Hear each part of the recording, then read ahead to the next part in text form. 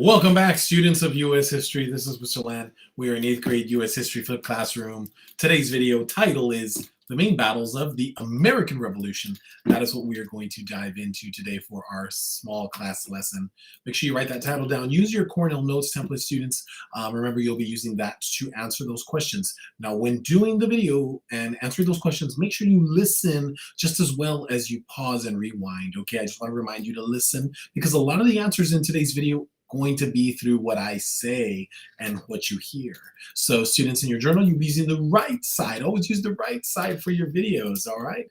These are the vocabulary we'll be using today. When you're ready, hit the pause button. Write those vocabulary down. Let me pronounce those for you real quickly. I'm going to be using the words Continental Army, militia, milicia, Minutemen, treaty or tratado, and redcoats. Redcoats is a vocabulary word. All right, write those down. Now we're going to begin with the big question of the lesson today, which is what were some of the more important battles of the revolution, of the American Revolution? And what were the effects? What came out of those battles? Now there's a lot of battles to look at, but we're going to focus on these three particular battles today. We're going to look at these three and their effects because they're kind of important to the whole war, although there are other battles to look at. But in class, we will focus on only these three for the majority of our work. Let's begin with the first major battle of the Revolution, called the Battle of Lexington and Concord. The year is 1775.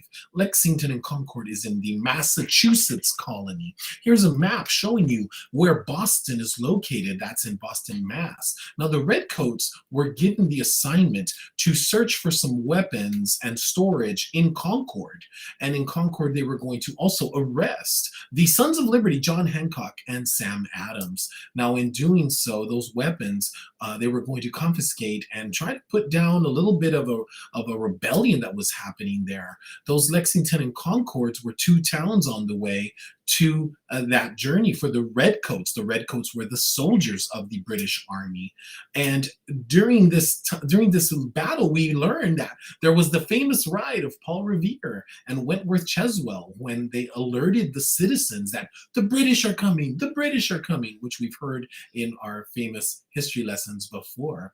Now, Minutemen were the soldiers of the Continental Army. Why were they called Minutemen? Is because they were ready to fight at a minute's notice. Now, these Minutemen were not real soldiers. They were militia. They were citizen soldiers or soldados ciudadanos. And so they weren't really professional soldiers. Now, what happens in this story is that shots were traded at Lexington between the Redcoats and the Patriots. Now, unfortunately, the Patriots do lose about 8 Minutemen at Lexington. So they do lose this first battle, if you will. This is called the shot heard around the world because it is officially the beginning of the American Revolution.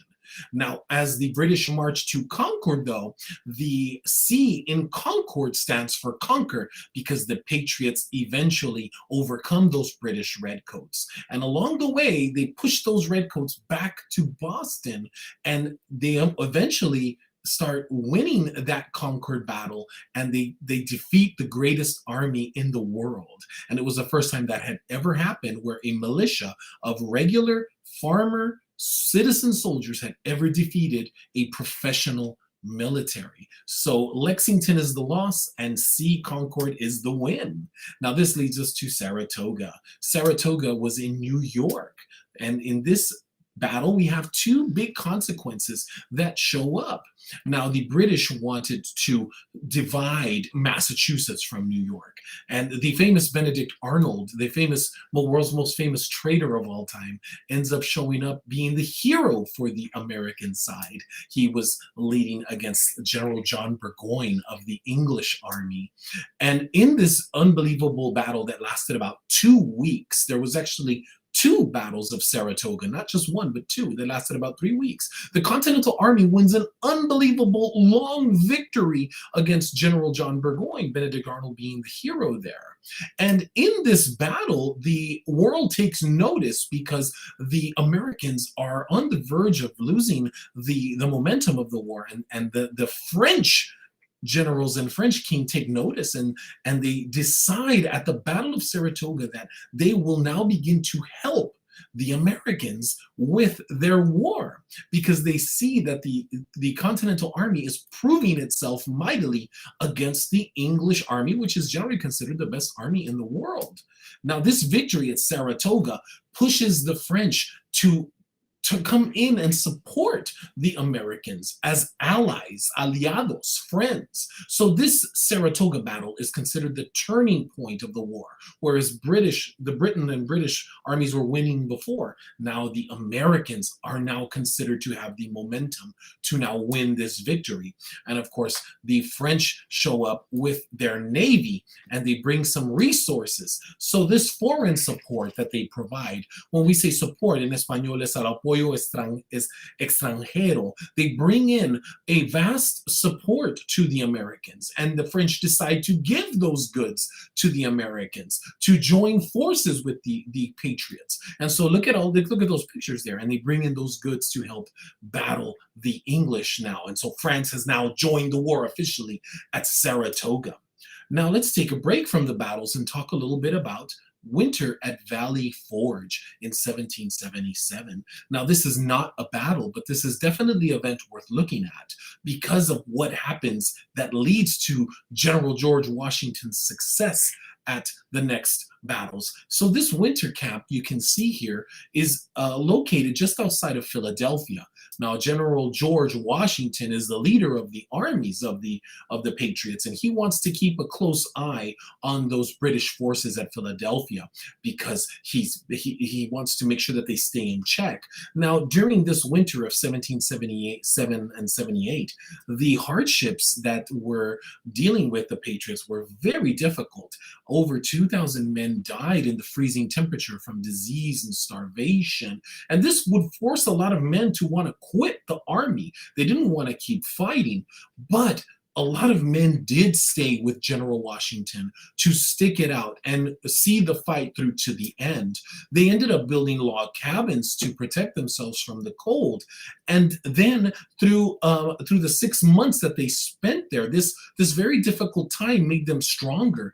And some good allies, aliados, showed up to help the Continental Army at Valley Forge. Men like the Marquis de Lafayette and General von Steuben. They trained the soldiers there. They sharpened them up, disciplined them, taught them how to march, taught them how to listen to orders, taught them how to reload their muskets faster. And within those 6 months, the Patriots were resolved and tough, and they knew they were ready. And General Washington was ready to take on the British forces, which is a great turning point for this army. And now that leads us to the last battle, the Battle of Yorktown at 1777, the final countdown. Now, Yorktown is in Virginia.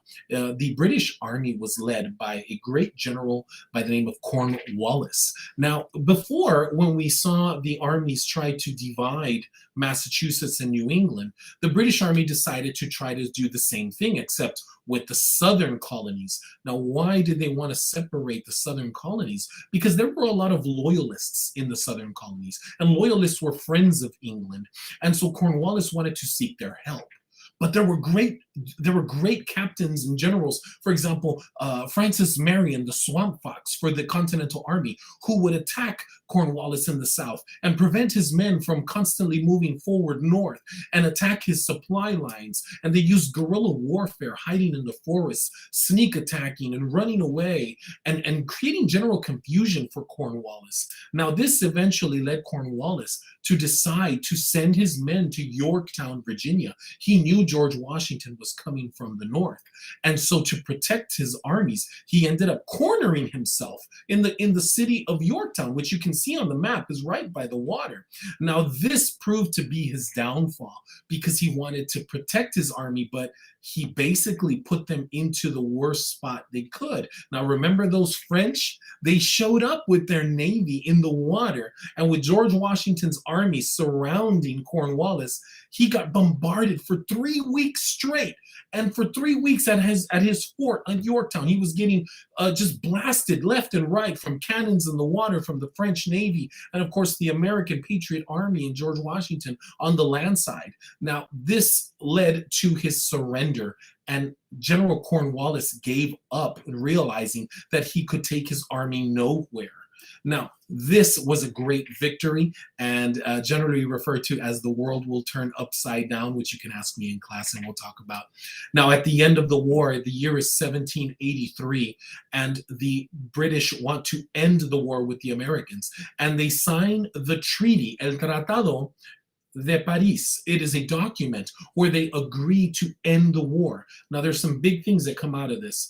First thing is that the Great British government recognizes America as an independent country. The second event is that America gained their freedom. So they get their independence and they get their freedom. They are free from Great Britain. Mother England, you are gone. And last but not least, America is going to grow. It's going to double in size. So that takes us to the end of the lesson. So did you learn anything? I hope so. There's a lot more details to cover in this lesson. And when we get back to class, don't be shy. Ask me questions. Don't forget, write one question on the left side of your notes. Kids, you've been a great audience. I hope to hear some of your great questions and hear more from you in class. Thanks for listening. You guys have been awesome. All right.